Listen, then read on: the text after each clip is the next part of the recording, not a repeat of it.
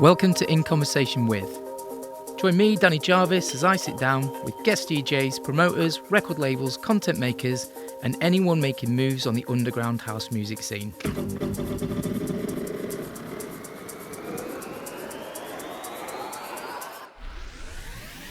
There's plenty of nostalgia, but there's also some key insights as to where the underground scene is today. So if you like what you hear, please hit the follow or subscribe button and leave us a review. Wherever you will listen to your podcasts, at the gym, in the car, or chilled at home, relax and enjoy In Conversation With. Welcome back to a new edition of In Conversation With myself, Danny Jarvis. Today I've got an old friend now, we've known each other a long time, and one of the original people that came on In Conversation With way back when we started this series. Today I'm with the lovely Nick Rodger. Hiya, Nick. Good evening, Mr. Jarvis. We duel again over the mic, sir. Less of the old as well. I'm like, every time I come on, I'm like, yes, I'm old. Yes, I'm older than I was last time. We're getting older. It's natural occurrence. And we don't see each other for months at a time. So sadly, mate. Even though we live 3 miles I know. apart? It's disgraceful. So, for those of you that do not know and should know, Nick has been running a show for the last couple of years called The Void on Progressive House UK.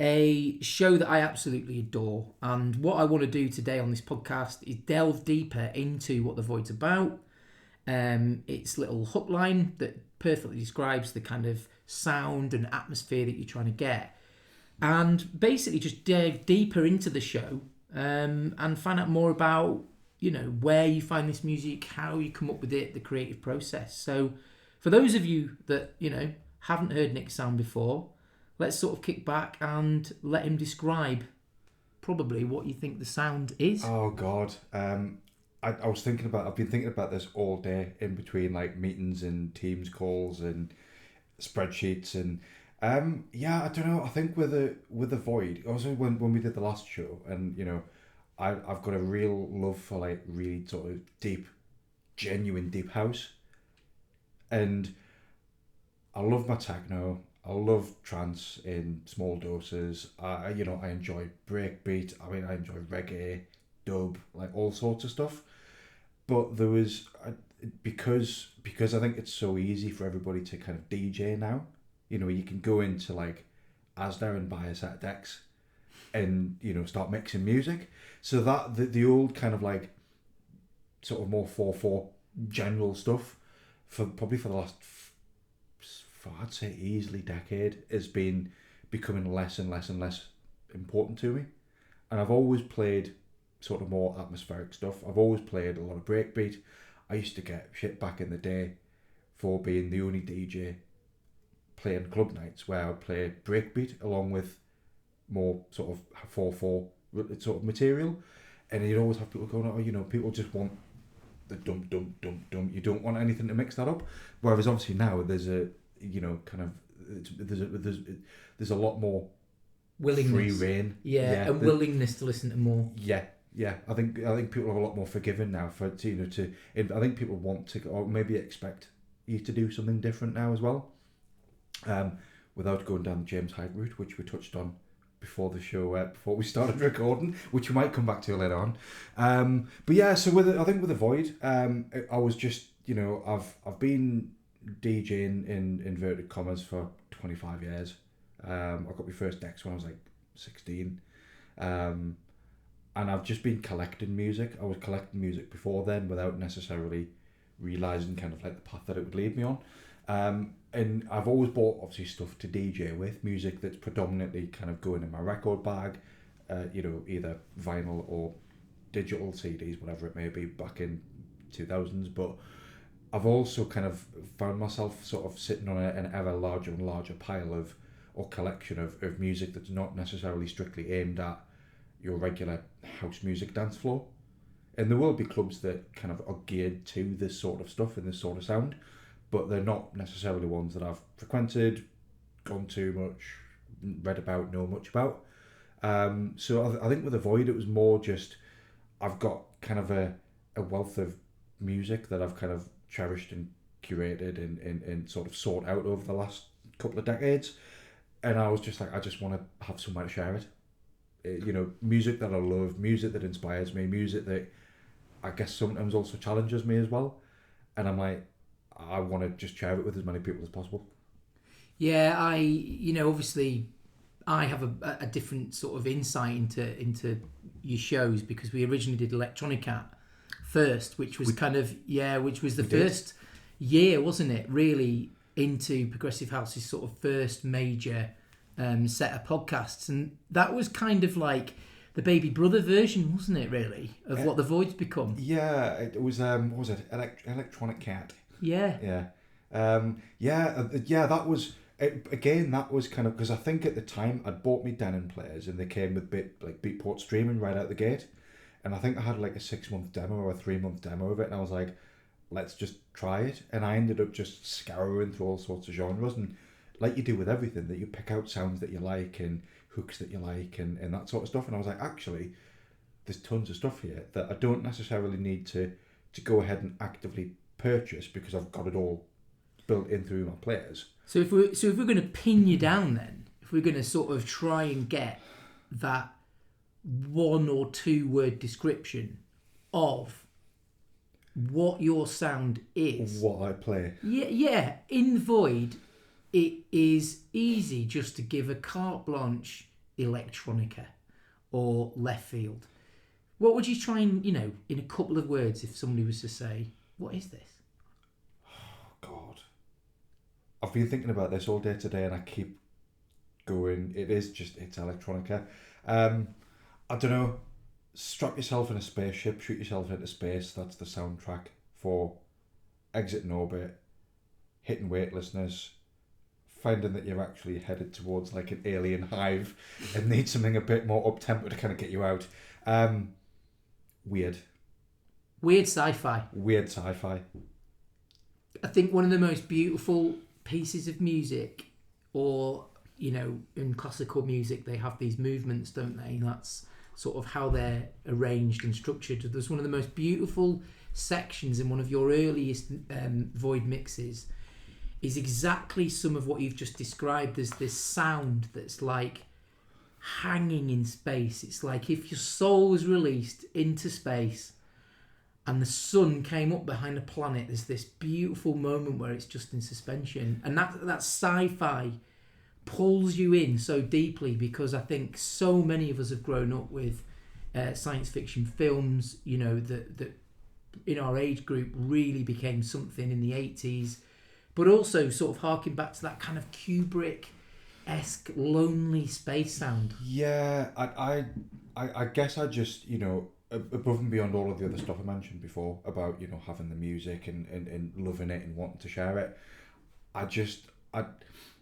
I've always, I've said this to you before, I tend to live in headphones when I'm not working, when I'm not doing something with my poor long-suffering wife. I've always got music on, I've always got headphones on, and I've had 20 odd years of house, techno, electro. Obviously I dabbled with electro properly a few years ago. I still play a lot of it, but not loads. But I've always listened to those sort of more mainstream genres, and actually, do you know what? I want to have a go at challenging myself because it's outside of my comfort zone, playing and mixing and putting this sort of stuff together. But I want to do something which I can, doesn't matter what time of the day it is, doesn't matter where I am, doesn't matter if it's chucking it down with rain, doesn't matter if the sun's coming up walking on a beach first thing in the morning, doesn't matter if it's a Sunday afternoon and I've gone for a walk in the park, I can put my headphones on and that music just kind of like transports me somewhere else. Yeah, I think music has got obviously a lot of power. It has done for centuries, and yes, beats, tribal sort of beats, and the way humans have evolved over time with community and sounds, and then technology, if you call technology just instruments, or how technology or instruments have developed over time. It's gone into many different types of genres, so we can all explain to ourselves what this is, or rhythms that belong to a particular culture or a particular part of the world. But I think the kind of niche soundtrack that you provide on The Void is actually, it's like when you step into a world, if you were just to look through one window and see one view, you'd think, oh, that's it. But really what you do in there is you take us through these different doorways, and it opens up and it opens up and it opens up. It's quite reductionary to say, oh, it's just sci-fi, but there's beats that change. There are different structures. You'll mix drum and bass in. The tempo can change. And it fits in that space of kind of like futuristic music. And, it's one of the reasons I sort of constantly come back to it, for the reason you said, is that I can put that music on when I'm working, when I'm studying, when I'm working. Anytime. And it can take me away, whereas a 4/4 beat sometimes can distract me. It can almost, I'm not quite in the mood for it, or it doesn't lull me in, doesn't draw me in the same way because of the formulaic way it's presented. Plus, it dates quicker. Yeah. 4/4 dates quite quickly, depending on what the trends are. I've got tons of the All Day I Dream stuff, which was obviously really, really big a few years ago off the back of the Lee Burridge parties that he was doing. And that sort of stuff, I love it. It's beautiful music. It's so well produced, so well written. But it is kind of almost like a vessel in time. And with a lot of what I try and kind of showcase, or I try and kind of put within the Void shows, is almost the same sort of aesthetic, but just without the beats. And if I'm playing something with drums in it, like you mentioned before, the tempos are different. I'll play, chill out, 115 BPM, maybe it's like a dub techno track at 130, drum and bass, but it's all kind of mixed together. I'm reading a book at the moment called Orbital by Samantha Harvey. If anybody hasn't heard of this book before, highly recommend it. It's only about 200 pages, so it's perfect for me because I used to be an avid reader, not so much anymore. But basically, it's kind of following the crew of the International Space Station and their experiences of living away from Mother Earth for 9 months at a time, in all of the day-to-day stuff, all of the stuff that the challenges you have with your body clock, but also as well, one of the things that they do, they experience 16 days and 16 sunrises and sunsets in the course of one calendar day, because they're going round and round and round and round. So they're seeing the Earth at different points in time, but there's quite a lot of the times when they're looking out of the viewing portal and they're seeing the planet, and they're over an ocean and it's black, and you wouldn't know that this planet is inhabited by 10 billion. What? How many billion people now? Yeah, something like you wouldn't have a clue. So if you were an alien going towards Earth at that particular trajectory, the planet looks barren. There's nothing there. It's only certain times a day, more so night time when you're kind of toward the bigger cities, that you get the road snaking through and all the lights connecting up and all that sort of stuff. And I just thought it was a really kind of a really sort of nice written metaphor for kind of what I do, or what I try and do it as well. So what I've started doing, and again, I don't get paid for plugging the book or anything like that. It's an enjoyable read for me. But what I've started doing is I've actually started having the Void shows on when I'm listening to it, when I'm reading the book. Sorry, so I'm listening to the show whilst I'm reading the book. Oh, nice! And it's giving yourself your own soundtrack, really. Yeah. And I know you shouldn't get high in your own supply and all that sort of stuff, but there are. I don't really listen to the shows back very often at all, but there are sometimes I'm like, yeah, do you know what? I'll pop that in, pop the book out, and I'm just quite happy sat there. And I think that leads me on, because one of the questions I had for you today was kind of, where do you draw these influences from? Because we mentioned films. It's an obvious one, really, because of the kind of sound technology and the sound design that they put into films. But that's like, there you go, different type of medium, like a book, can conjure up thoughts, which turns your mind to music.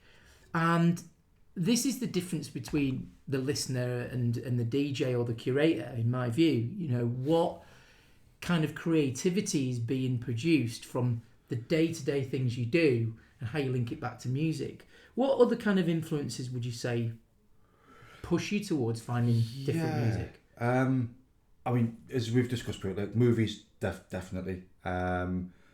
I used to be a massive reader when I was a kid. I always had, probably up until I was about 13, 14, always had a book in my hand, would get through loads a year. Always was going to the library and checking stuff out, but it was always kind of like the quirkier sci-fi stuff and the stuff that was not sort of about day-to-day life. It was always sort of like an element of like escapism. And I think, if you look at like my film collection, I mean, now with streaming services, you don't necessarily need you don't need to retain a film collection in the same way that perhaps 15, 20 years ago, your DVD collection or your video, your VHS collection could be like, it's a visual snapshot of who you are.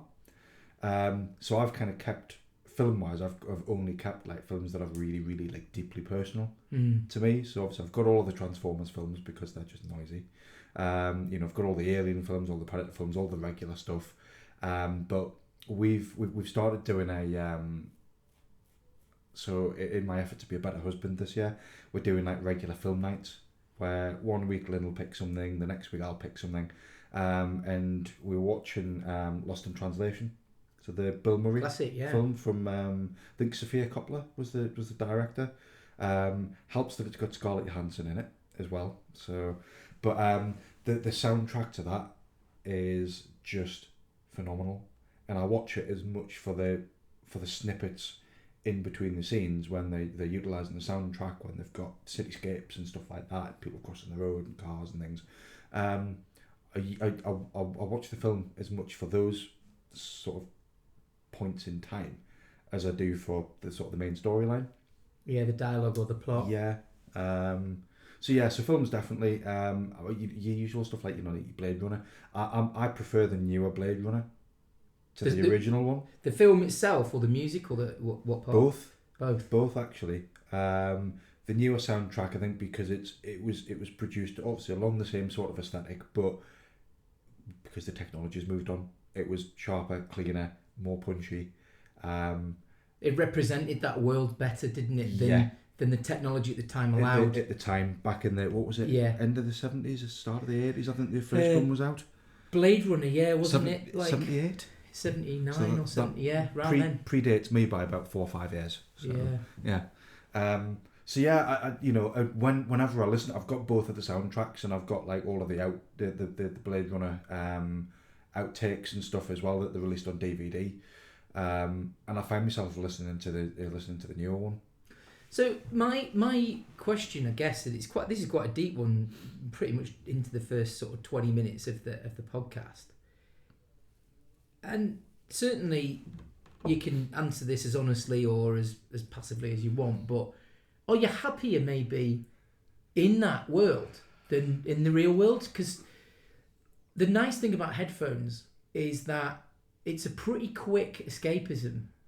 And if the music can draw you in quickly, it's quite a safe space to be, isn't it? When we've got a very busy world with a lot of mental health things bombarding us, technologies, and to be able to create something that can soothe you, if you like, or pacify you, it's quite a skill. It's self-soothing, really. Your ability to kind of block out what you don't like of the world very, very quickly.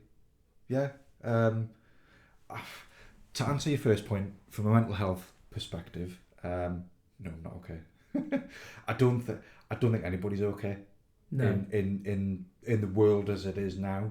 I think, more and more you see people that on the surface looked balanced, looked like they had everything going, looked genuinely happy. When you peel the layers back a little bit, there's a lot of unrest, there's a lot of turmoil, there's a lot of unhappiness, I think, as well. Mm-hmm. As you know, I've gone through like a lot of mental health struggles, especially over the last 7 or 8 years. Same here, yeah. Continue to do that, but my kind of anchor with that is that I've got music to try and help me get through that. Yeah. But yeah, I always kind of approach, and I've had a conversation with one of my friends before Christmas about different styles of music and stuff that I'm playing, and it was it was almost kind of like, this stuff's really depressing because there's no There's no beats to dance to. There's no uplifting hooks and melodies, and there's not like snappy vocals and I'm like, well, there are, but those elements are used more sparingly. And I was like, actually, that's quite like a good analogy for life. If you look at every single day of your life, like you've got to be happy, or you've got to be smiling and laughing, from the moment you get up to the moment you go to sleep. You don't. That's not real. And I think, what I've kind of realised over the last sort of few years is that actually a lot of the music that I'm listening to is lonely at times, but then that's what I need at that point in time. Yeah, you've hit some really interesting points here, and thank you for being so honest, because I think that's part of what's missing here. And I'll sort of, for the listeners and myself, I'll kind of rephrase some bits, because I think mental fitness is probably a more accurate description, because like you're saying, if you were fit in terms of physical sport or keeping fit, you couldn't maintain running around all the time. You couldn't maintain doing weight. You need downtime. Yeah. You need time to be recuperating, reflecting. And mental fitness is like that. There's times when you need it to be fast and at work and on the ball. And there's times when you almost need to slightly unplug it and be able to drift off. But also kind of flipping that on its head as well. If you're either go all the time, or you're incredibly laid back and don't have a great deal of drive, you don't appreciate those snapshots in between. Where, when I said about before, but if you got up in the first thing in the morning and you're smiling and laughing and joking all day, that just becomes the norm. There's no pleasure to be gained from those small moments in life. Yeah, I was listening to a couple of podcasts and some of the stuff I've read. There's a book called 4,000 Weeks. You might know it. Yeah. And one of the sections in that is very much about this exact thing that you're talking about, which is that, happiness is not this destination that you get to. And when you get there and off the train on the platform, everybody's smiling and clapping and it's all brilliant. There's puppies, there's roses, there's fried chicken everywhere. Heaven, your best music, your best food. And what's very difficult, and as you get older, is finding the downtime. And it is like just a snapshot. It's not you, it is what it is. And it's this space that you can exist in. I think one of the things that I tried to self-soothe with maybe, or one of the things that I was quite keen to try and bridge the gap with music, probably about 10 years ago now, I started to find binaural music. Mm-hmm. Music, certain hertz and certain wave patterns. Do you think, and this is an open question because I think it is, but a lot of the music that you play, I think touches certain waves, certain hertz that do soothe me, that basically resonate with me, that you say you kind of feel lonely, but there's a difference between loneliness, like we're together now, right? You can feel lonely, but we're not lonely. Yeah. But then there's choosing solitude. And I think the music you play gives you that space to have some solitude, which is not the same as loneliness. There's a label that literally every time they have a release, I just buy on spec. They're based in America. They ship through Juno in the UK, but they do digital downloads as well, which is perfect. But the label's called A Strangely Isolated Place, and it's all this deep, thoughtful, almost kind of like drone music. So you can listen to it while you're working. Equally, you can listen to it as you're falling asleep. Oh, we're talking like white noise, warm noise, blue noise. Everything. Yeah. Everything. Stuff with harmony, stuff with melody, stuff that literally is just and very, very little else. And it's that sort of... I think it comes back to not having beats. I think there's a lot more flexibility when you're not constrained by having to have kick drums, snare drums, hi-hats. Yeah, mathematical. Yeah, I mean, I would sort of say that, and certainly this shouldn't put people off, is that there comes a point in time when you hear a piece of music, either from the past or current music, that changes your way of thinking about music. And because rhythm is so closely linked to beats and melody is often put over that kind of kick drum, whether that kick drum's in rock or house music or whatever type of music, when you take that away, you can instantly go your own journey with very different instruments. I remember when I sort of went to see my first major sort of classical concert and tuned completely in just a couple of instruments. It's almost like my eyes were looking at these instruments and it almost like synced up with my ears, and I could only hear at that point the violin and yet there was all this other noise going on. Now when you're at a concert, it's all happening at once. You can't press pause. Yeah. But one of the things that I find, and please take this as the biggest compliment, there are transitions and couple of like mix points or things you've added at certain points in the void, and I go back and I listen again, and they're like as short as 15 seconds long, but they're like perfect. And it's those moments that you really like hang on to. And it to be fair, it's one of the things that I always think is very special about a piece of music or a song, when it only happens once. It doesn't loop or it doesn't come after the bridge, and you go, oh, what was that? Yeah. And it happens once. It's almost like the folly of the musician that they put it in. And I love that, because going back and rewinding and hearing it again, I wish that moment could last an hour. It is a beautiful thing. Do you know, when I'm recording the show, I very, very rarely like switch my decks on and actually like mix it. I do most of the time. So certainly the November and December shows and the one that I've just done for February, I literally will go through what I've listened or what I've bought, what I've been listening to kind of over the last 6, 7, 8 weeks, and I'll just go and drag and drop a load of files in Audacity, and I'll spend a week, 2 weeks, 3 weeks moving them around, editing them, shortening stuff, and just kind of really playing around with it.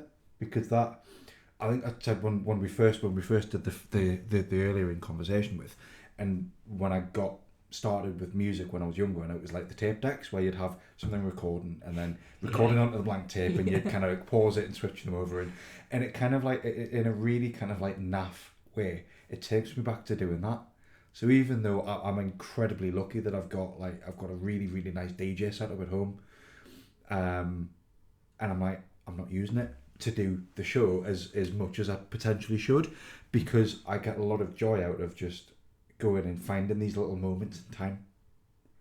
And whether you're the only person that listens to it, I hope that you're not, but whether you're the only person that listens to it, or whether we've got 1,000 people listening to it, or whether we've got 10,000 people who download it and listen to it, I'm like, I want to make sure that that's as perfect as it can be.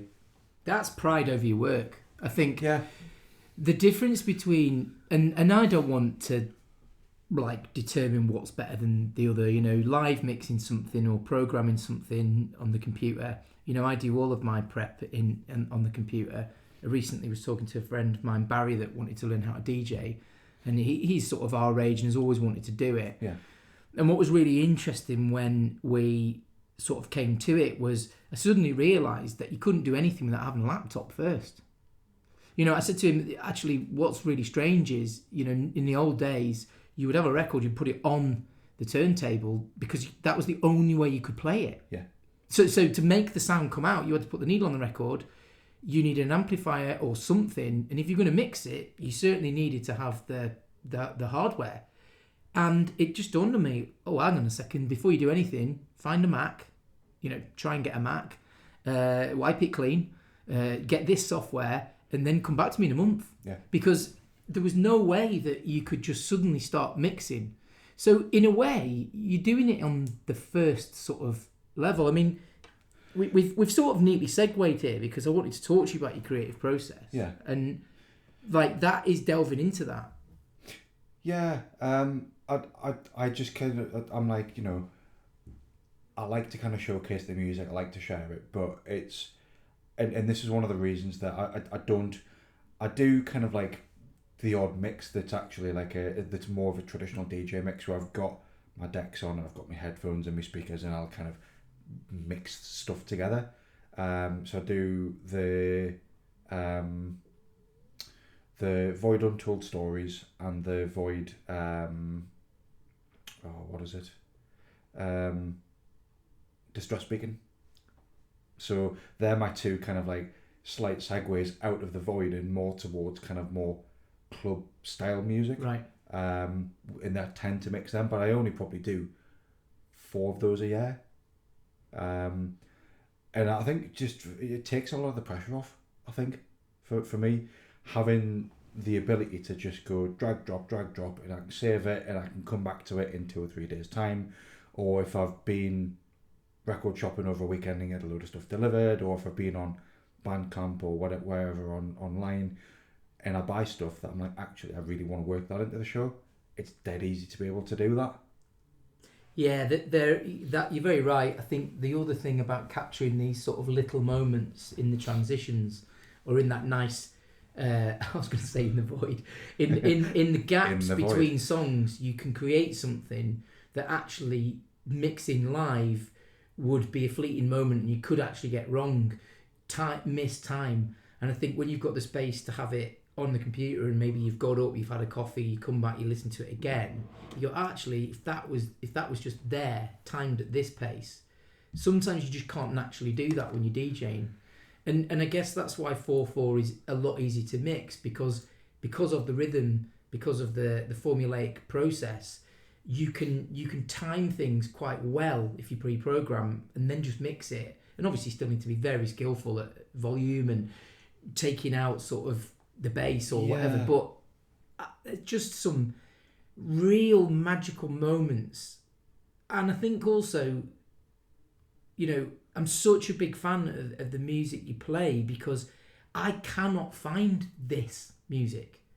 I'm a DJ and I could ask you and I could go down a path, but I haven't got these years now of experience that you've got looking in this genre, looking through these labels, that I think I could sit there, probably take me a year to make one of the mixes you make, because you just don't have the knowledge or the vast amount of tracks to choose from. All the time. All the time. Well, exactly right. Yeah. I think, with kind of touching on, mixing live versus, the ability to kind of almost kind of take a step back and breathe in the way that I do most of the shows.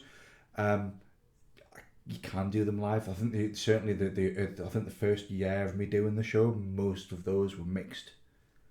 And there's a few mixes in there where I'm like, I should have brought that in slightly earlier, slightly later. Every DJ feels like that, though, don't they? But you get that sort of level of self critique. But but then that's the whole point, because you don't want to press the sync button, because the sync button is the root of all evil. You're a non-sync fan. I'm not. I don't care either way. Well, I don't think sync button works particularly well anyway when you've not got beats. No, it doesn't. Because you can't grid stuff properly anyway. No, and that's all it does. Unless it's got a more easily defined structure that you can hear and then grid it accordingly. Stuff never. It doesn't matter whether it's Tractor, Serato, engine, record box, whatever it is. Never ever syncs it correctly. So going back to the creative process, one of the very sort of core principles I adopt, and I hope this comes out in my music, is that I'm very mindful of keys, extremely mindful of how they work together, how simply putting two tunes together with the right key structure can dramatically make a emotional feeling behind some music. It can make or break. Yeah. So when you are looking at the tracks that you've got, does the order in which you play them, does it sort of matter, or is it about tunes that you just know those three like work together and then I'm going to segue into something else, or is there a kind of deeper burning desire to kind of create this overall story within the mix? I think when I started out with, I want to make the soundtrack to Blade Runner. That's it. But it actually, well, let me rephrase that. When I started DJing, I was like, I want to make my DJ mix as this glorious soundtrack that I can come back to time and time again. And obviously that fades and changes, and you get different influences and ideas and that sort of stuff. But as far as kind of like the key mixing thing goes, I'm gonna be honest. Most of what I do is mixed in key, purely because with the sheer volume of music that we have at our fingertips, with the ease at which you can manipulate stuff. I mean, even in Audacity, Audacity is a free program, but can be very, very powerful if you know what you're doing with it. If you've got a whole suite of plugins and things to be able to manipulate it, or whether it's using me Denons or whether it's just 1210s. But there's so many ways that we can manipulate and change stuff, and I'm just like, if I'm doing something which is more aimed at, I guess, kind of casual listening, or independent listening, or however you want to phrase it, more headphone music than club orientated music. Doesn't matter if you've got a key clash in a club, because you can just mix straight out of it. You can just pull the fader down and you're fine, and off you go. So I use the whole key structure as almost you touched on before about putting the record on the turntable, but then only having like so much music at your fingertips. So the way that I use kind of the key element is that yes, occasionally I'll kind of throw something in, which is if I'm going for like a dramatic tempo change or a mood change, I'll just have something completely out of key, but it'll be a very quick transition. But the way that I use a lot of the key, the mixing in key, is more of a constraint to myself, so that I've got a library of music available to me, and if I don't have some sort of constraint, if I don't place some sort of creative constraint on myself, I'll be here for a month of Sundays and I'll never get anything done. Interesting. So when you talk about constraints, I guess what you're doing, constraints are an awkward word, isn't it? Because it's sort of, it's not like handicapping yourself, but you've got to put a structure together so that the project has some sort of its own rules, so it doesn't just meander into craziness. So I guess I can only really, the reason I love talking to you about this stuff is because this is what DJing's really all about. I think so many people these days are completely confused as to what DJing is. They really, really think, unfortunately, with what they're presented with, is that it's a person being a big star who plays the latest songs and gets paid lots of money. But DJing is all of these tiny micro thoughts during the day. What am I going to do? I like this record, but will it go with that? I'm dying to play this because I've been holding on to it. Because sometimes a record can be in your sort of keeping for a while because you don't know what to do with it. This is so unique. What do I do with it? I really want to play it. And then just when you think you're going to, you bottle out again and you think, no, because the tune into it and out of it isn't right. I've had, and I discovered this afternoon when I was, cause obviously for listeners you won't know, so I brought my laptop with us, and in my haste of kind of packing things together to get out of the house, I picked up the wrong USB stick. Oh, yeah. So I've got my USB stick, which has been backup, but it's got it because I've been listening to it in my office at home this afternoon. It's got everything digitally that I own on it, so there's like 2.5 gigs worth of like stuff on here. But I've realised, so this afternoon I've just kind of had it on, just pick a file at random, and I've ended up listening to the Synchro LP from I'm just having a quick look. I think it's from like end of 2023. I think maybe it's the start of 2024. I bought it with the intention of using it for the show. Yeah, the Images LP. I bought it with the intention of using quite a few of the tracks for the show, then bought other music, and then decided to go a different way with that particular show, and then the following show, and it never kind of happened. And it's been sat in my collection for over a year, and I kind of like happy accident rediscovered it today. Oh well, there you go. So yeah, if you weren't coming here, you'd never have found it. Well, I wouldn't have done. No, so there you go. But yeah, I think the whole for me, and I'm trying not to kind of like sound too like poo-faced or like up my own arse or anything like that, but I'm just I love music to my detriment. I think we've had conversations before, Danny, where we've gone through and talked about how like I never had any money when I was younger because I'd buy records, couldn't eat because I bought records, couldn't afford to put the heating on because I bought records, missed out on like lads holidays because actually I had a gig and I had records to buy for the gig, Yeah, for me, it's not music's not this like attachment to my life. It's kind of like woven into the sort of the very fabric of everything that I do. I think the old tagline for Progressive House UK was "Music is our shared DNA," isn't it? Yes, yeah. And I think if it's in your DNA, music, there is sometimes a love-hate relationship with it. Sometimes it can be overwhelming.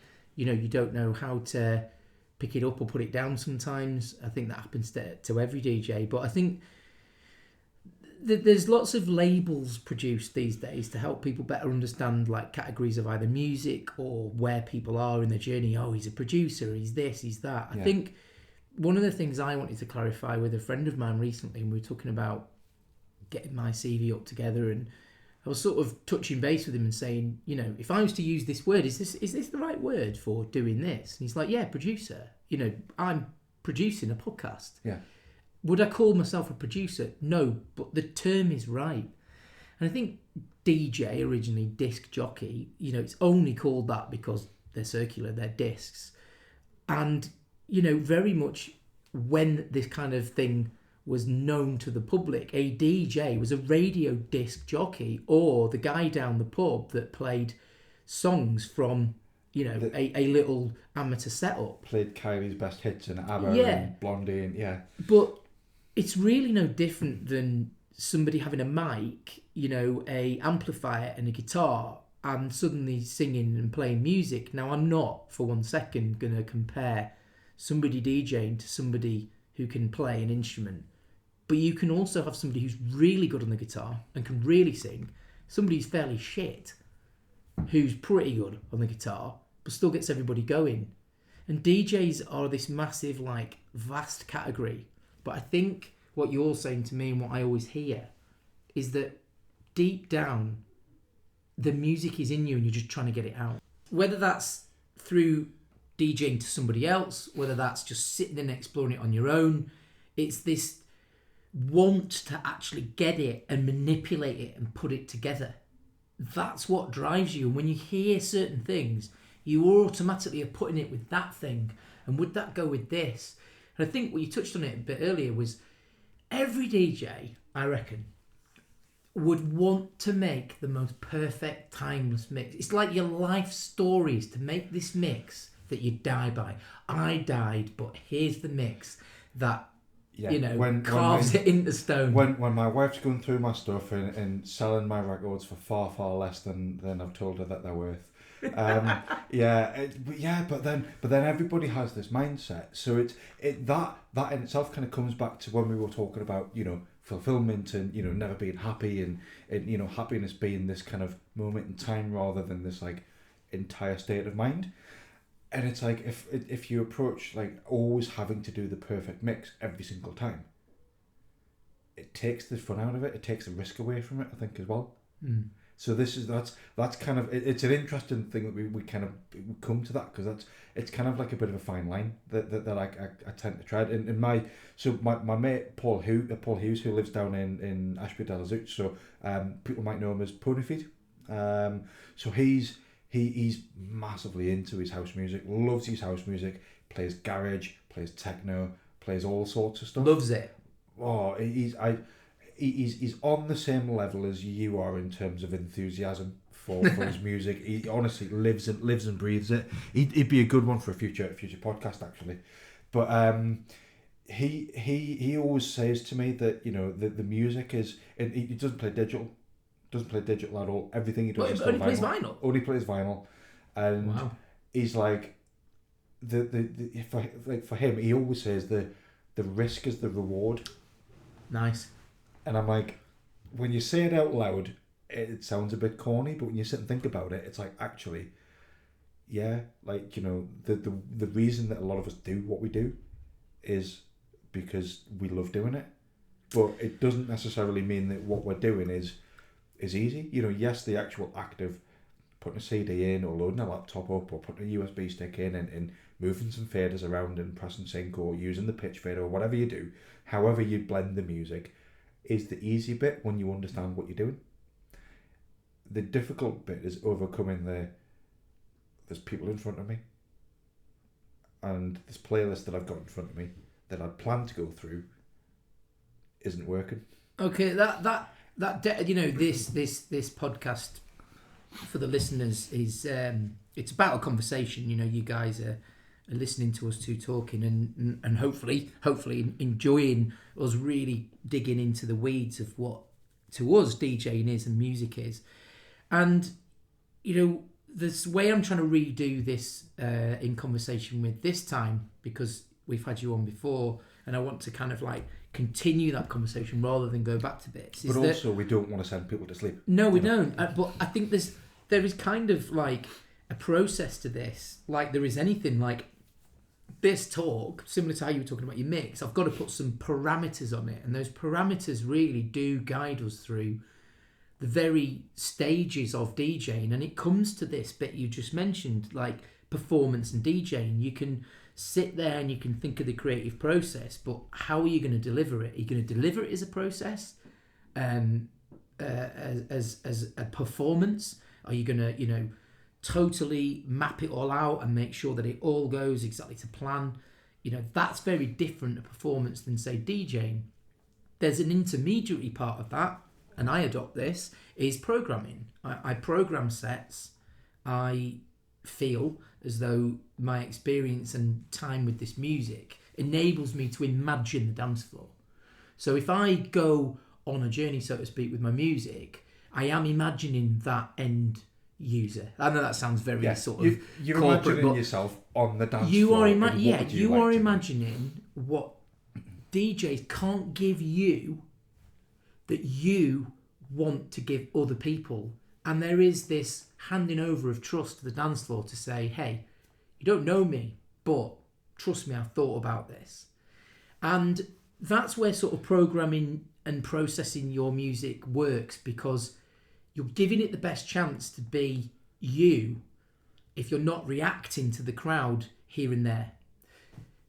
Often decent clubs book DJs because they have a certain sound, because they're a certain genre, or they're a certain sort of cultural fit for that club. Yeah. So that gets rid of the fact that a load of people are going to turn up and go, what's this? Yeah.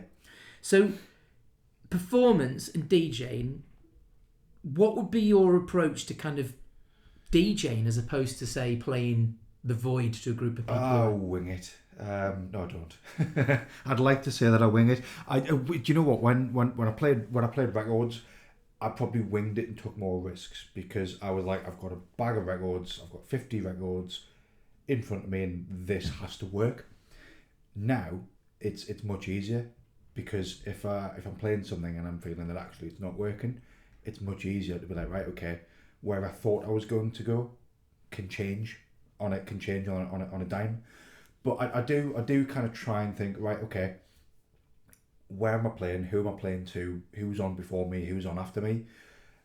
And then what music have I got at my disposal which will get my personality, I guess, across, whilst also bringing people onto the dance floor or keeping people on the dance floor, which are two completely different things and two completely different levels of fear, skill, luck, mix of all of those things. Yeah. So yeah, I've always got a bit of an idea in terms of what I'd like to play.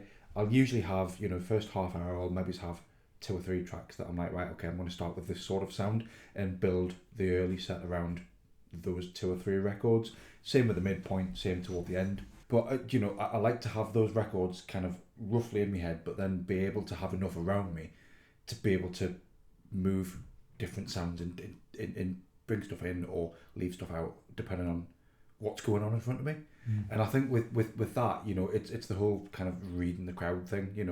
You might have a playlist of the biggest tracks of the year that you think are going to go off, and then people are, there's tumbleweeds and people just aren't into it, or you empty the dance floor. I remember my first gig had a bag full of like prog house, and I just bought Sasha and Emerson Scorchio, played that, and then I played about 100 miles an hour, isn't it? Yeah, and I played Peace Division Roaches. Wow, together, those two? No. the Peace Division mix of Roaches, and I was banging into it at the time, and it cleared the dance floor. because the people in front of me were wanting a certain sound and I didn't understand, or I wasn't able to kind of like read. You could mix it, but you couldn't. I could mix it, but I couldn't interpret what this would follow. That. There was the need in front of me was different to the need in my head.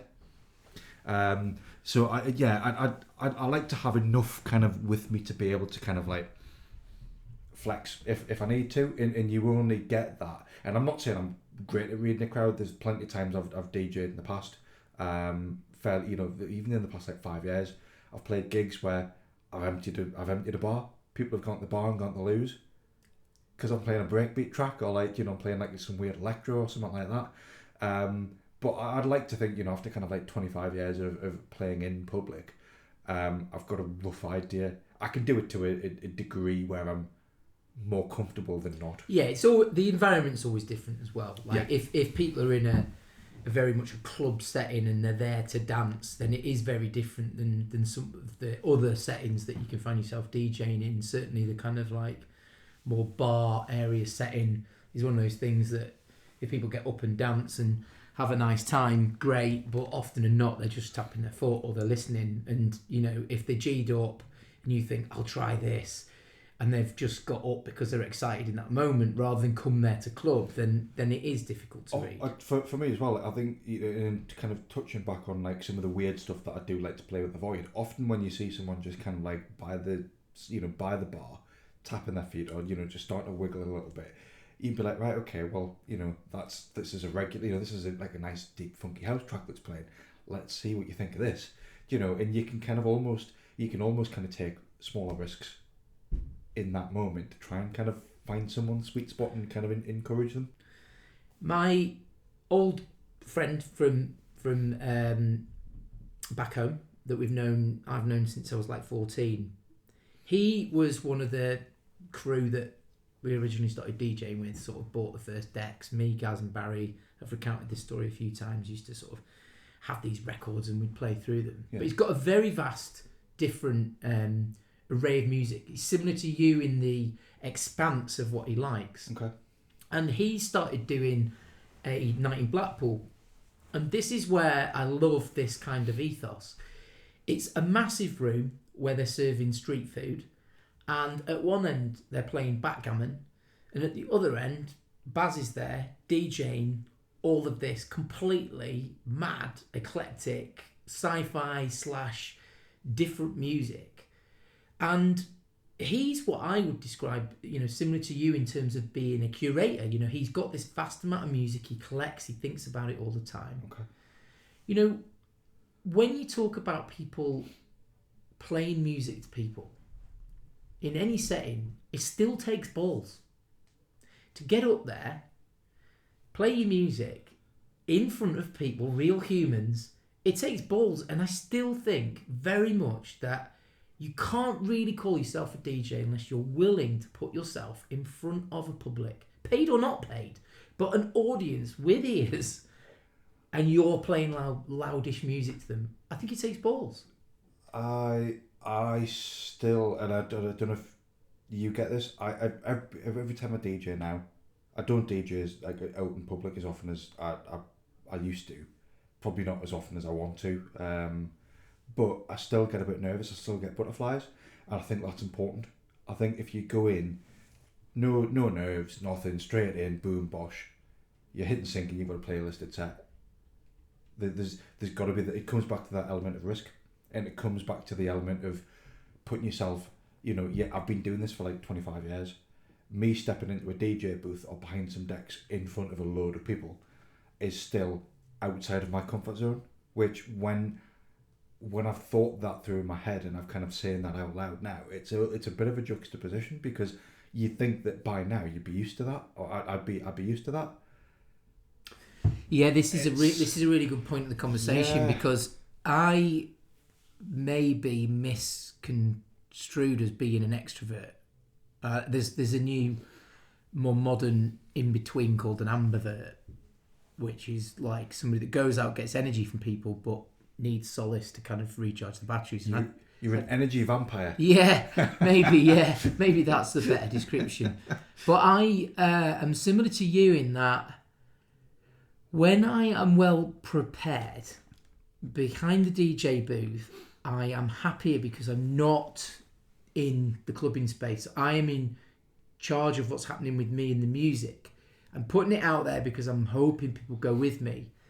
But the energy that I'm giving, the thought that I've put into the music, is almost that energy transference. Yeah. And then the sort of more extroverted me comes out, the singing. I like to dance. I like to put my hands in the air. We're not talking about throwing cakes into the crowd or any of this like crap. But when I'm in control and I'm happy, is behind the decks and feeling that music and seeing people feeling it. And the story of the set I'm playing is going the way I intended it. Gives me immense joy. Yeah.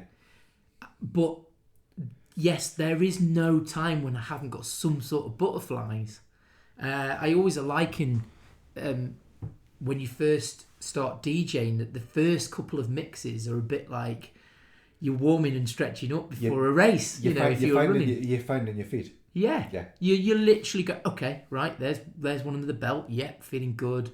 That sound's coming in. The monitors are right. The gains are right. Okay, the levels are good. Yeah.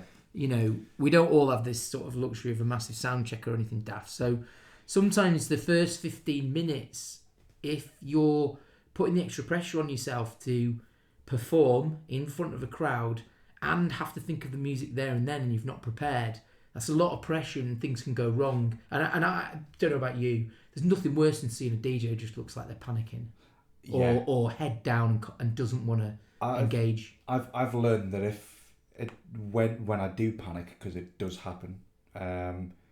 Most recent one was, I think, when I was playing Richard's night when he was doing All Things House down in Bish, and I clanged a mix, and instead of I was trying to rescue it, and I was like, no, this isn't, and I panicked, and then I'm like, that brief panic was like, right, okay, well look, I know what I'm doing, just sort your shit out, get on with it, it's fine. Because it's seconds. It feels like hours. Doesn't it? I think that's the big thing. It feels like hours, and in actual fact, it's not. In reality, the DJs in the room would have gone, oh, but nobody else cared.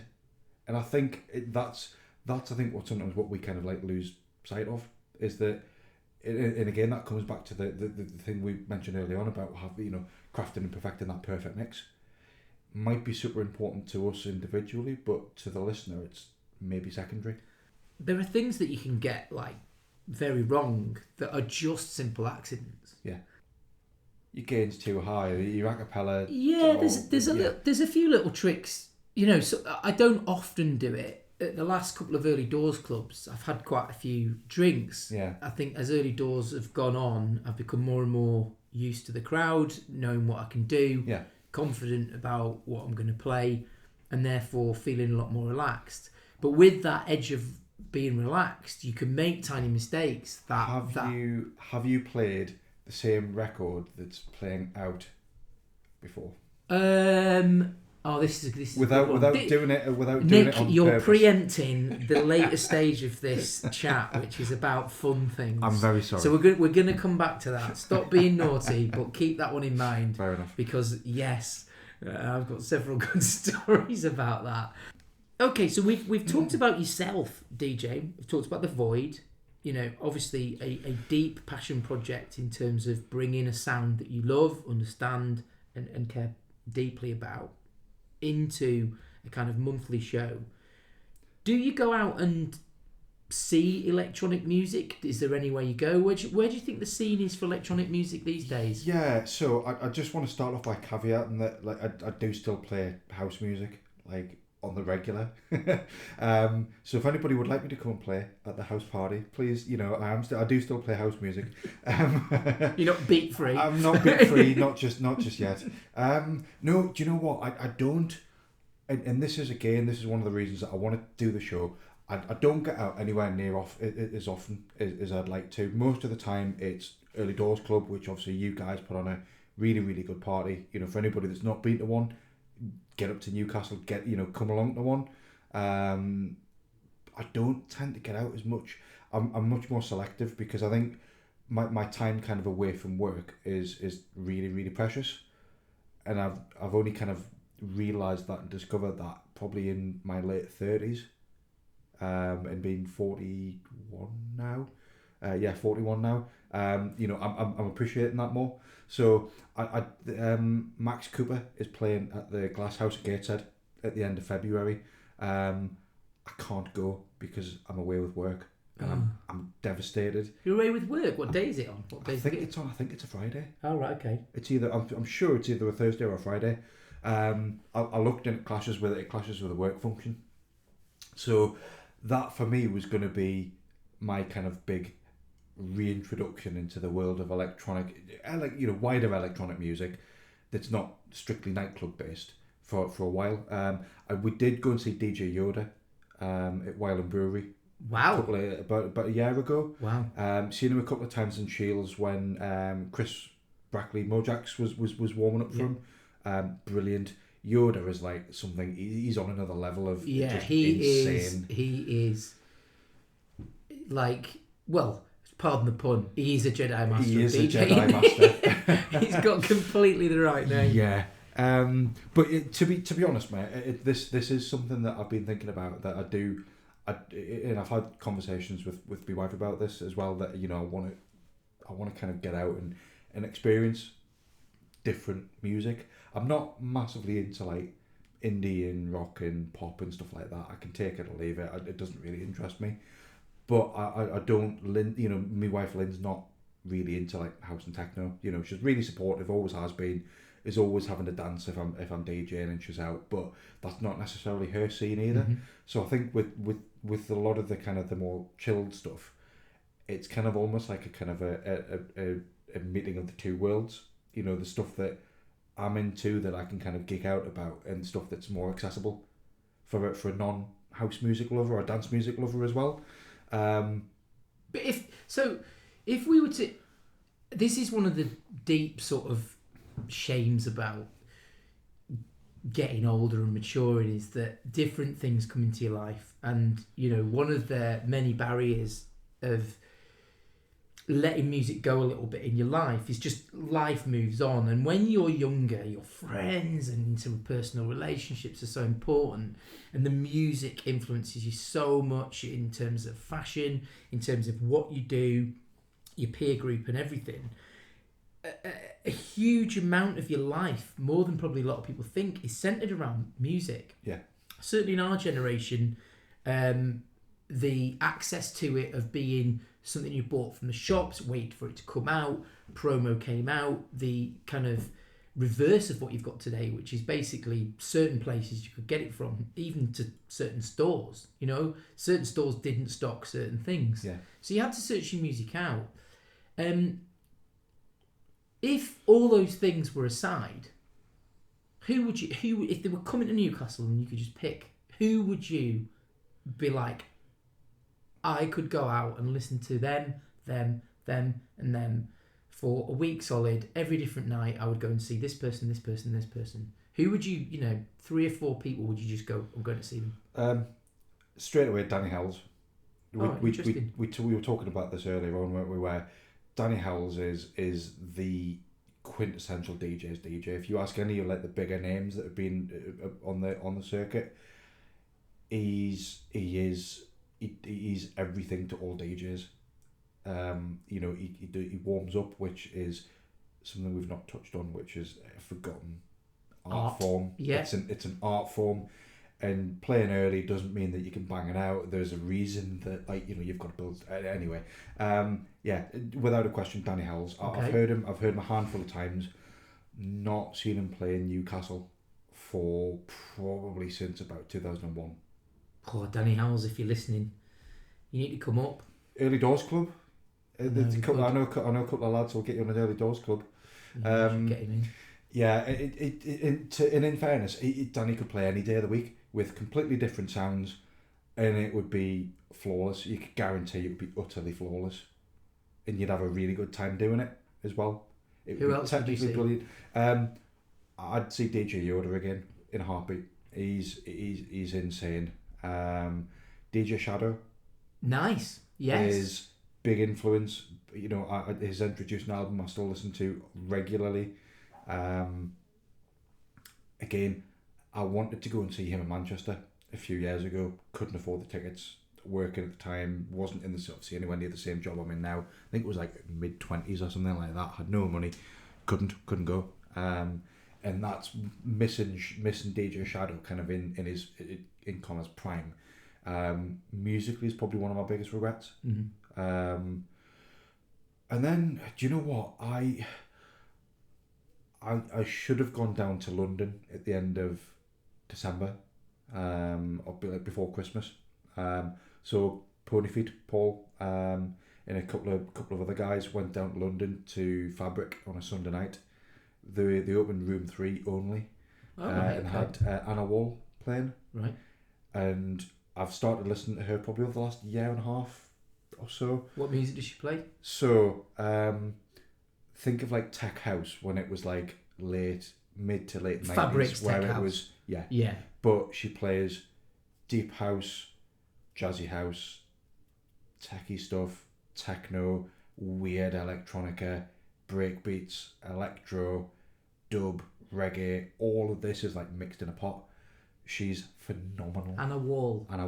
Yeah. I haven't seen her DJ yet.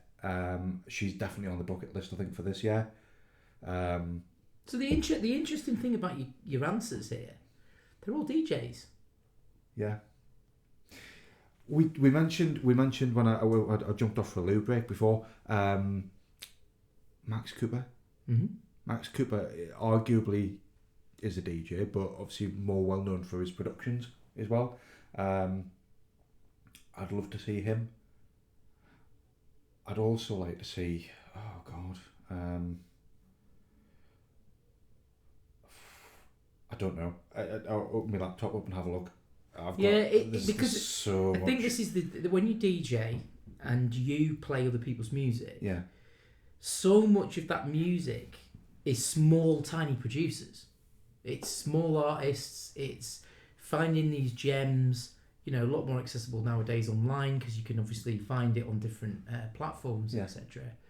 But this is the reality, isn't it? Is that the old sort of adage of going and seeing a band, you could go to the local pub and see a band play good music that you enjoy quite well. Yeah. But to see the actual band play the music that you love, you're going to be paying a fortune. Yeah. You've got to schlep to a hotel, schlep to another part of the country, oftentimes if you've not got an arena or something nearby. Yeah. And I think this is one of the things that we could maybe start to go towards is that, where are people accessing actual, and let's call it live music, because if DJs are playing and it's in a proper club, it's live music. If he presses stop, it stops, right? It's not going to carry on. And live music, bands, all these people that are kind of bread and butter to what we grew up with don't fit really the kind of capitalist machine music industry that we've got used to, because it seems that it just needs to make money Have you seen the Spotify pyramid? Go on. So I saw this on Facebook early on today, and it's like it's stuff that we. This won't get whited out, will it? Because we're on Spotify. Hopefully not. They're going to pick up on you saying Spotify. If you're listening, whatever this whole podcast, whatever Hans, whatever the head of Spotify is called, we love you really. No, we don't. It's like I think like the top earning artists. Like the very, very, very, very, very pinnacle, it's like the top like 0.3% who are actually earning good, achievable royalties off that platform are getting something like in the region of like 100 million plus streams. 80% of what's on Spotify is either AI generated content or it's artists who get less than like 10 streams. And a lot of those artists have been DJs, have been producers for years and years, or people who have held down multiple jobs, have been gigging all over the world, and they're just you get dragged into the kind of the white noise with everything else. And even if what you're doing is brilliant and deserves to be heard, because it's not the de facto popular option, or because that platform in itself is designed in a way to kind of almost sort of continually be replaying the greatest hits from certain record labels, then you've never got a chance of getting anywhere with it. Which is one of the reasons I think you've had a lot of artists who have decided to actually come off Spotify. I think the Black Dog on Facebook, it posted this earlier on. So if anybody's following the Black Dog, if you're not, get on and follow him. But he posted about that on Facebook earlier on. I think Dave Clark is also the techno, the dawn of techno. He's also very, very vocal about the sort of the constraints and the capitalist culture certainly within the dance music industry, but kind of within the music industry as a whole as well. Yeah, I mean, there's a lot of different stuff happening at the moment within our scene, and this is certainly sort of the industry and the scene itself is very difficult because, streaming services, festivals, these mass people. It's not very clumsy way of describing these mass music machines, because festivals are these mass music machines as well, and these huge streaming services are not really doing it for the customer. That's not what it is. Let's call the customer the listener, right? One of the things that I think is very telling is that putting a event on, getting people to come to it, getting people to spend whatever amount of money, either for a ticket or to find somewhere to stay nearby, transport to get there, whatever. The cost of doing it these days is massive. Is astronomical. Compare that to streaming services, and you're getting people able to listen to this music, the same music that they might listen to in a venue or an arena or whatever. They could listen to, let's just say, a major artist. They could listen to your likes of Beyonce or Jay-Z, right? They can access all that stuff. They can pay a subscription per month, get all the latest stuff, a whole mix of things. If they wanted to go and see their favourite artist in a city, they're going to be paying the type of money that is absolutely ridiculous. This is the conundrum. You either pay $6.99 a month and have access to a premium streaming service without adverts, and you've got the world in inverted commas at your fingertips, or you see, even if it's a local gig, taxi into town, 20 quid, drinks, let's be reasonable, 50 quid. Yeah, that's on the reasonable side. It's easily double that. As I found out when I was away with work a few weeks ago. Expenses. If you're staying over, cost of a hotel, taxi home, you could spend 250 quid just going into Newcastle. So what's the answer here, Nick? Because where you've got people that are having blockers to doing the things they want, that's either based around not being able to access the artist they want to see, venues not being able to put them on. There's a lot of crying out at the moment about venues shutting down of various sizes, government restrictions. The other side of that, of course, is that this scene didn't start with massive arena gigs. We have got into this luxurious position where we expect bigger, better, massive production, everything. We're spoiled for choice. And surely it's got to go back to going, if you really want to see a band, then you would be prepared to squeeze into a small room if they're going to play there. But if it's an up-and-coming band, people would always do that. They would have a following. Yeah. They would get bigger. They would get saleable. The commercial part of the industry kicks in. And then you go on and you move on to your festivals and your tours and your arenas. But to the listener, some people they end their relationship with a band because they can no longer access it in a way. Yeah. So what do you do with the kind of music that we listen to? Because a huge amount of the DJs you've mentioned will not come to the Northeast. Nobody's going to put them on because they've, even some of the DJs you've mentioned, probably Danny Howells aside, those DJs, to pay for them and get them, you've got to do a lot of work to reach the people. Where's the market? How do you get... Yeah. Even if those people in Newcastle were crying out, how do you find them? Look, a few years ago when Johnny tried to get Sasha and Digweed on, and arguably still at that point in time, two of the biggest DJs, certainly in the Western Hemisphere. Yeah, certainly some of the scene's biggest at that point in time, still the very heavy hitters, very well respected in the scene, and just wouldn't pull the numbers. I'm going to sound like a really old fart here. It's not the same as it used to be, but the way that a lot of society is set up now, I think kind of stepping away from having to pay the larger amounts of money to access stuff, I don't think you're going to be able to do that anymore. Certainly not without pandering to the likes of different streaming services. Yeah, I don't want to lead this conversation in the obvious way, which is my side project, which is, Early Doors Club is trying to address some of these problems. Manpower in North Shields. Jeff is again, on the radio. He's reinventing the kind of scene up there. He's using venues that traditionally in the Northeast wouldn't be looked at. Working men's clubs. Yeah. I've got so much respect for him, and I mean, Jeff, I do reach out to Jeff. He's potentially going to come along because he's taking it upon himself to kind of hold up this torch for the clubbing industry and where culture's heading. Yeah. He said he was going to pop down to the next Early Doors Club because he sort of champions this idea that we're trying, which is, two local lads who deeply passionate about music, who can't access the music that they like anywhere near. Yeah. For want of a few reasons, aren't able to go and see the people that they want to see because they don't come to Newcastle, because there aren't the sort of promoters here. People can't make the money.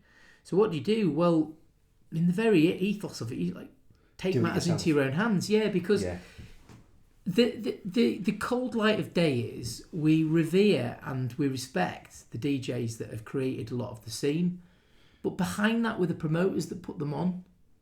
Yeah. Behind that were the clubbers that turned up week after week to create that atmosphere. It's not just the DJ's not the hero. I think, and again, I'm happy to be completely off the mark with this, but I think one of the big differences as well is back in the day when sort of the acid house stuff was coming through. Obviously, I was a very small child, but I've got an idea of what was going on from reading about it. And obviously, some from my clubbing experiences, your promoters were exactly that. They were promoters, whereas more often than not now, and this isn't a dig at you and Rich at all, because I've been in that same scenario, your promoters are not just promoting the event, you're doing all of the other stuff that comes with it, and you're then also having to DJ at the event. Your promoter now needs to be able to, you've got to be a social media champion, you've got to be an Instagram whiz, you've got to be on it all the time and have all of these other pressures. Yeah, marketing is a huge part of the thing. Yeah. Going back to what you're saying about Johnny and standing with Nick Warren in that field, I played earlier, come along, stood there in a field full of people, amazing sound system, and chatting to Nick Warren, he's like, this is not about DJing anymore, it's about marketing. Yeah. And that is such a shame because, okay, if we break it back down again, you can't just say, oh, it's the music, man, like in some sort of hippie mad way, because, the curation and all the stuff we talked about at the beginning of this chat, what you're relying on is somebody doing all this hard work to find what you would deem as the very best music that this person is playing, that is bringing to you, that you can't get from any other person. Yeah. And I think that's what it comes back to, and I think that's certainly something dear to me in my DJing, is that I want to give a nod to the music that I grew up with. I want to recognise that I'm playing music to people that they can't get elsewhere. A lot of the music I play could be heard in other countries, not even in this country, elsewhere, in other countries. And playing something that people will give a chance to, some stuff that they can recognise, certainly rhythms or melodies that they can recognise. That there isn't a million different melodies that we talked earlier about. There's only so many chords on a guitar. Yeah. You're not really reinventing music. You're not inventing the wheel or So there's this other side of it, which is the experience you're giving people.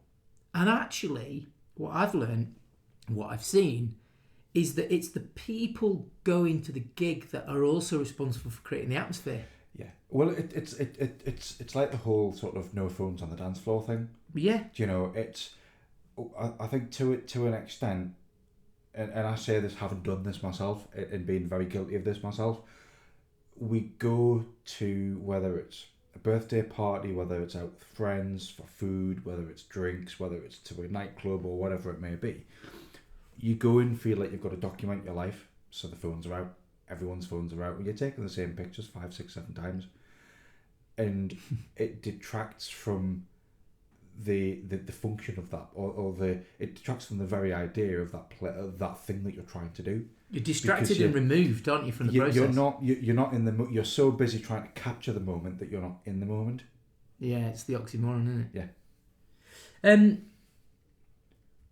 Which is why I get places that have been banning phones, but also as well, put your phone down, leave it in your pocket, leave it in your bag. Like, do you think if we were to sort of return to the music, I'm not saying that you love the sort of music you play in the Void more than anything else, but if you were to kind of call out some of the artists that, aren't reaching people's ears because they aren't on these streaming services, or they aren't the sort of person that's big enough to tour or get booked, and they're kind of squirreled away somewhere, or, quite obviously somewhere else in the world, who would you call out? So yeah, does can I do the Bartman again? Because I know I brought that up last time, and that's my go-to. You can't talk about that ever again. Do you know what I was thinking about this earlier on, and there's a handful of artists that I buy their music like on spec. They did a whole show of one of you. I did a whole show of So Derek Carr from I think he's from Ireland, might be Northern Ireland. Derek, I'm really sorry if you're listening. Fairly certain he's from Ireland. To be sure. To be sure. Sorry, Derek. Yeah, his music is just, it's beautiful. It's deep house. It's Balearic. It's electro. It's techno in places. It's atmospheric, it's stripped back, it's all of the things that I love about electronic music kind of combined.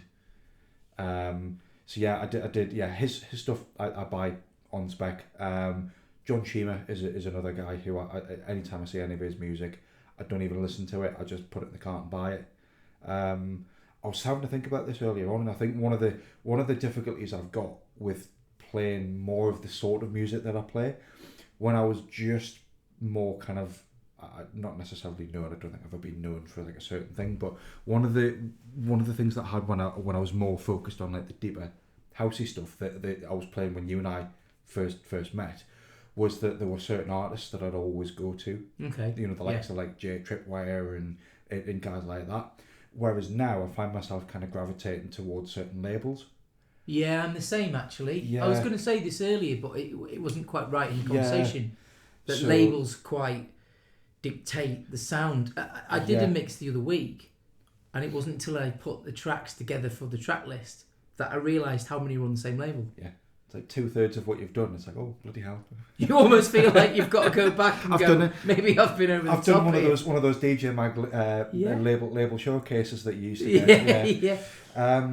But yeah, so I there's certain artists that I will buy on spec. So Plant 43. Emil Facey.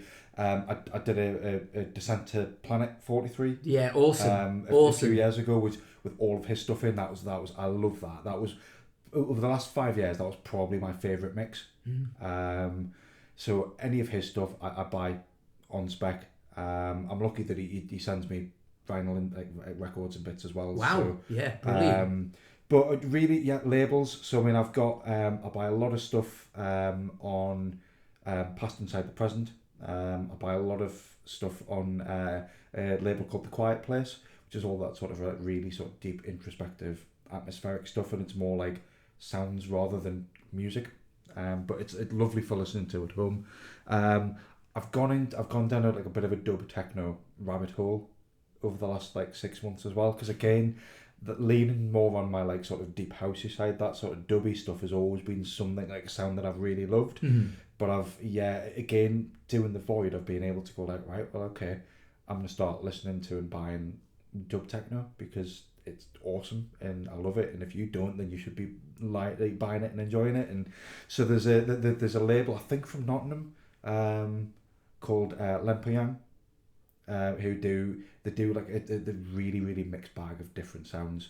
Some of the stuff's more sort of like straight up dance floor. Some of it is really squarely like warm up. Some of it's breakbeat with really heavy dub influences. Some of it is a little bit more atmospheric. But again, I buy their stuff just like on site. If the wife wasn't listening to this, how much do you spend on music a month?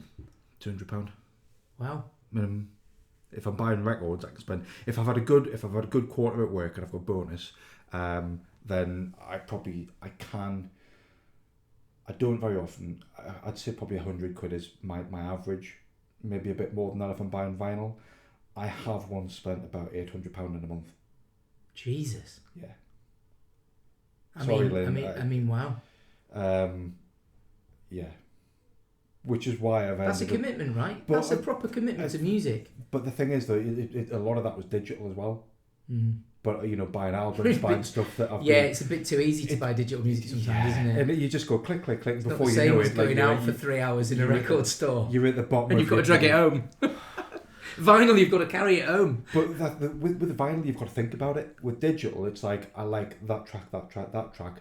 I might as well buy the LP because it works out £3 more expensive than buying those 3 individual tracks. I've been really guilty of that. So Nick, I guess it begs the question then, are these platforms really serving the artists, or is it filling the pockets of the people that own the platform? Because it's so easy to kind of, almost like casino, pressing the button, dopamine hits. Drip feed, drip feed, drip feed. But where's that money going? Is it helping the artists that you've got this new sort of world of being able to just... Yeah, yes and no. The whole thing with like promos back in the day was that you'd send your record to like Sasha or Digweed or whoever in the hope that they would play it, chart it, you would get noticed in the magazines, and that they would therefore create a demand for more shops wanting that record. I guess now there's so many different avenues that you can kind of use or utilize to distribute your music. Knowing how that works is a whole other minefield and a whole other ball game and way above my knowledge base. But yes and no. It works both ways. I think the democratization of being able to produce music on a more wider sort of public basis is brilliant, because it means that more people have got access to the technology. It's easier to get your music out there, but then you then find actually that the really, really good music can't swim as freely as it used to be able to do, because you're wading through all of the rest of the average shit. Yeah, I mean, you're certainly not the first person I've said this to. Because of the time involved in the old days of going to a record store, you either had a relationship with the person behind the counter who would buy things in for you once you develop that relationship. I think people forget that it's a relationship with the record store owner or the person employed by the record shop that initially created a kind of client / dealer, a record dealer. So much of my record collection would be from where I went into like HMV in Newcastle. You had to know somebody, didn't you? Who knew what you liked. You'd go down the escalator, and I knew for a fact either Neil or Mark would be in on certain days. And I knew for a fact they'd have a pile of records behind the counter for us. But then that informed what I was buying. They were kind of curating my music for me. And I think that's what algorithms do now. Yeah. I think the difference is when you've got to queue up behind somebody else who's got 10 records, and do you remember in record shops they used to say no more than 5 records at a time? Yeah. So there was a time element at which sometimes you couldn't just stand there all day listening to records. If the shop was busy, you had to really think about how much money you had. Skip. Yeah, You've got 30 seconds. Yes, and it had to grab you, and you were going to take it home, and you were going to use it. Yeah. Arguably, you played it a lot more than you do digital music, because it wasn't as kind of cheap. Therefore, also, it was more thought about, and you purchased it and you loved it a bit more. Versus the disposable and you practiced with it. Argument. You obviously, with vinyl, you had to practice with it. Yeah. You couldn't just go, I'll play that tonight, and never, ever kind of mixed it or played with it. And I think this is why, and again, I'm certainly not the first person, or not even the 1,000th person to to make this or to make this point, but if you're more thoughtful about where you're actually getting your music from, so like Bandcamp, for example, I mean, I get most of my music from Bandcamp because with that platform, yes, the platform takes a cut, but the majority of the money that you pay, and bear in mind with that, there's a base price that you can pay, but you can pay above that as well. So the ethics of buying So music the is ethical important element of so the because I mean otherwise if your artists and your labels can't feed themselves, there is no music. So that's an interesting one, right? Because we both, but totally by accident, we're both wearing the same brand of clothing, right? Yes. And one of the reasons I like this clothing is not just because I like the designs or whatever. The plant a tree for every order. That's it. You've nailed it. There's an extra reason to buy that product. When music sometimes isn't just about liking the artist. That these days there's a bit of an ethos behind either you love the label, you're loyal to the label. We mentioned that earlier. Yeah. You know, you can quite easily sort of gather a load of tunes and go, shit, these are all on the same label. You mentioned All Day I Dream. You know, will attract artists of a certain ilk and a certain style. Therefore, you're getting a kind of quality. These days, by the way, I don't know if you've noticed, but huge amount of labels are always mastered by the same person. Yeah. So a label that I use all the time, Mango Alley, most of the production is done by Sid Inc. Yeah. His music was always a production cut above other tracks that I was selecting at the time. Yeah. Now I realise why I like that label is I didn't realise he's mastering a lot of the tracks. He's got his... So there's a sound. His thumbprint is on there. Now that's not to do with ethos, but that's to do with ethos, not necessarily to do with ethics. But I think there is this dynamic of DJing. You are always playing somebody else's music. Yeah. Let's not beat around the bush. Let's not kid ourselves. This idea that you have to be a producer and you can only be a producer to be a DJ these days, that's bullshit. Because I mean, that was, it's just ridiculous. That might have been the case at the end of the 90s, start of the 2000s, when, kind of, arguably the door closed to a lot of people. And the artist surfaced. In the rise of the producer DJ. Yeah. Now, no, there isn't that, but then we also run the risk of going the opposite way, and, which is the reason that James Hype exists, because it's the showmanship, and that comes back to the whole kids on the dance floor with their phones, not being in the moment, and kind of not appreciating the music. They're appreciating the person in front of them that's purporting to be the source of the music, when in actual fact, let's be honest, like you said, we're playing other people's music. Yeah. We're not curing cancer. And you we're want not it, and you want no, we're not. Wars it's not or starvation. exactly we're playing right. other people's music. We're playing other people's music, and you love it, and you want people to love it. Yeah. We're going to move on to the sort of close of the kind of conversation, and lighten it up a little bit. Not that we've been over the top, sort of deep in it. My favourite song is still "Do the Bartman." Jesus, I'm not asking you that. In fact, I'm going to edit that out. Okay, fair enough. My favourite song is still "Blondie." So what track or album never fails to inspire you? Oh, do you know what? People that have heard the first show will probably know this, and I'm saying this because this would have been totally different, a totally different answer had I not put it on over the weekend. Jeff Wayne, War of the Worlds. Without a shadow of a doubt. I've still got my original copy that I bought around when we did the first show. I viewed it with my own eyes. You did, verified. Indeed, with my dog-eared sleeve that was covered in tea and tea stains and all sorts of stuff. Definitely tea stains and nothing else. But yeah, that's an album that blew my mind when I first heard it, because I didn't understand how all of these sounds were coming together, what instruments were made, what the process was. I've got a better understanding of it now. It still mystifies me and still inspires me as much as it ever has done. It's a great answer, because I think it's very genuine. Like the excitement you had when you brought it round and we talked about it. It's great that something so early in your life, because it's both visually and sort of, the sound of it is still inspiring you. So you're not, and we know, because you've never said you are, you're not technically an artist, but if you could collaborate with an artist, if you could have them come over, or they were going to be on at a gig with you and you were going to do something with them, who would it be? Oh, do you know what? That's a good question. I'd like to meet Carl Finlow and work with him. I think he's brilliant. He's what he does. So massive in the electro scene. He lives over in, I think he's from down south. Lives over in France. He's been producing electro since like the early 90s. But he's another one of those artists where, you know, when you listen to something and you can tell just by listening to it who it is. Giorgio Moroder of the lesser known. Yeah. Nice. Yeah. But I'd like to meet him and spend a bit of time with him.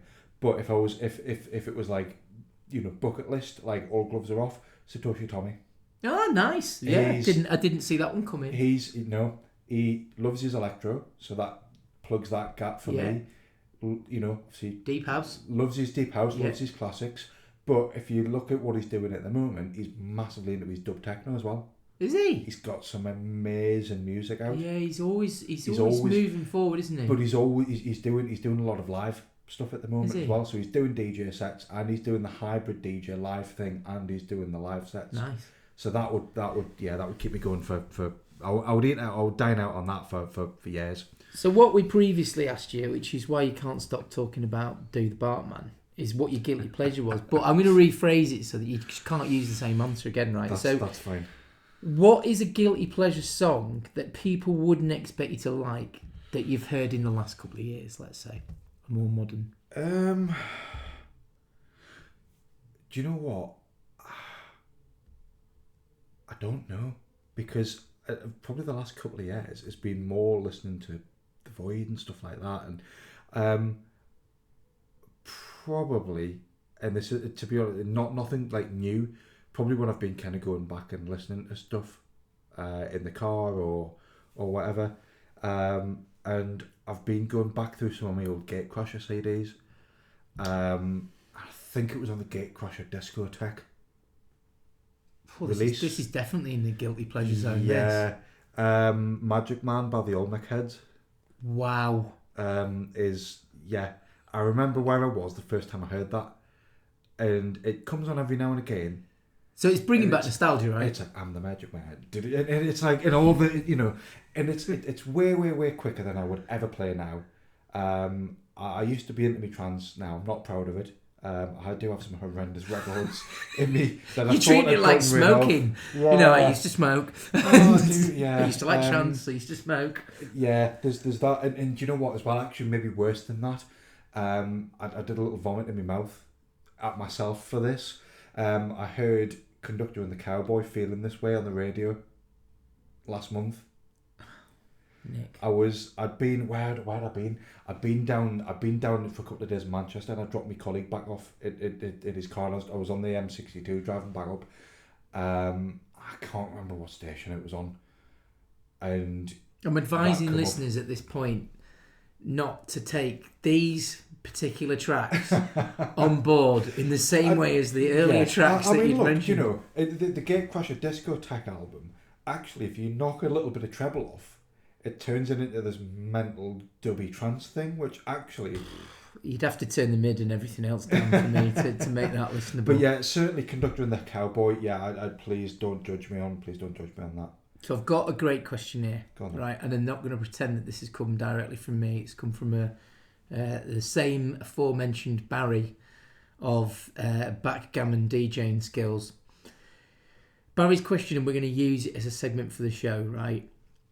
All of the music we've talked about is all in the same sort of sphere, which is, let's just call it electronic. Yeah. And an easy other term to use would be rave. Mm-hmm. If money was no object, you neither had to spend it or create ticket sales. Okay. And you were going to create your perfect rave. What would your perfect rave look like? What would it be? Who would play, and kind of what would be So bear in mind, I'm really shit in social situations. I've got no social mobility at all. Do you know what? I just go back to my first experiences of like proper clubbing when I'd go to Foundation in Newcastle back in the very early 2000s. Riverside. No. Marlborough, up the road. Ooh. So they'd moved from Riverside, and I remember walking into the room, and Scott Bradford was playing. He was warming up for one of the American guys that was over, but I remember the distinction of the main room versus the back room.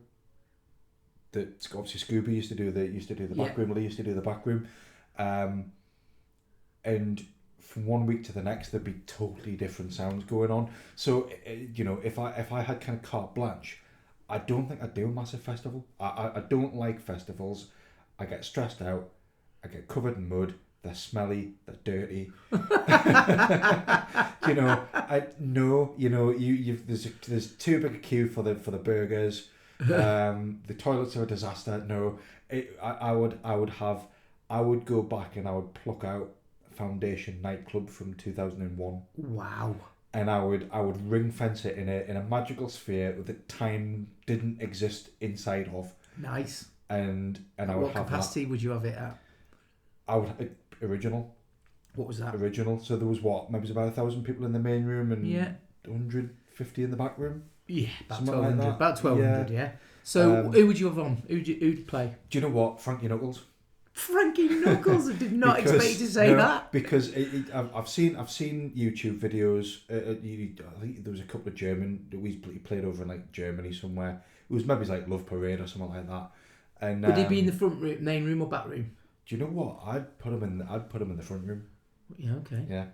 Frankie Knuckles. You'd be in your back room then. Do you know what? I'd probably have LTJ Buckham in the back room. Oh, you've rescued it all. Yeah. Yeah. I'd have Frankie Knuckles. I'd have Satoshi. You'd have to have Scott Bradford because you need to. You got yeah. I'd have I don't know. You name it from kind of the top 10 of genuinely good house DJs. They would be on rotation in that room. I would have the good looking crew in DJ Dye, DJ Crust. Wow. In the back room and just have it completely different. I tell you what is a bit sad because since we last spoke, obviously MC Conrad died. Yeah. Because there's no way you wouldn't have him on, would you? Yeah. But this is the perfect rave, right? Yeah. So you're allowed. So you're allowed. Dead or alive, they're allowed to be. So back room, LTJ Buckham and MC Conrad, I'd be there, mate. Yeah.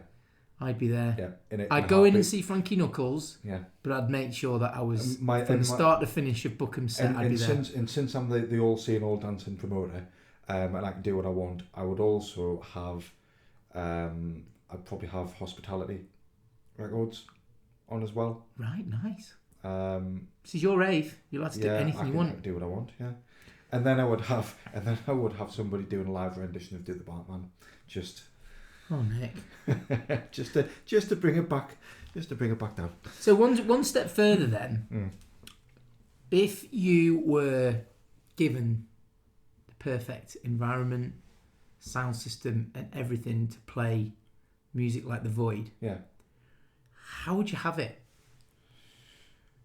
Would you have it in kind of like the Sage so that the clarity and everything was absolutely perfect? I'd love to play the Sage. Yeah, it'd be good in there, wouldn't it? Sage. Yeah. For those that don't know, if you're not in Newcastle, the Sage, I think it's been renamed anyway. It's called the Glass House now. It's the concert place, purpose built. Yeah. So I saw Underworld there. Like, wow. I saw Orbital there 5 years ago. Wow. Brilliant. Yeah, good venue. Yeah. Really, so you really do the venue. Void at the Glass House. So if anybody involved in the Glass House is listening, which you probably are, then yes, we need to have a conversation. That would sound so good in there. Yeah, I do the Void. I do the Void there. So listen, Nick, this has been a great conversation. It's certainly been a brilliant one to kick off the new series. It's 010, so it's the 10th one. We're into the double figures now. Also, first one of the new year as well. First one of the new year, first one in a long time.